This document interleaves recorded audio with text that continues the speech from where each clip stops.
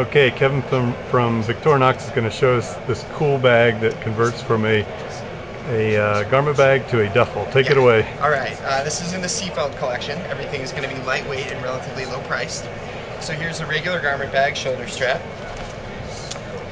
So if you unclip this, lay the bag out, and then you unclip here, you can pack shoes, socks, anything small. This unzips to be your garment sleeve. And there's your hanger.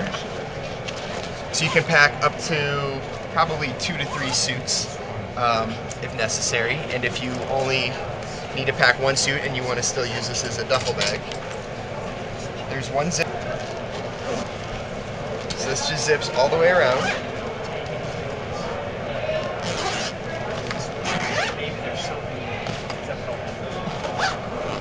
Now you have a fully functioning duffel bag.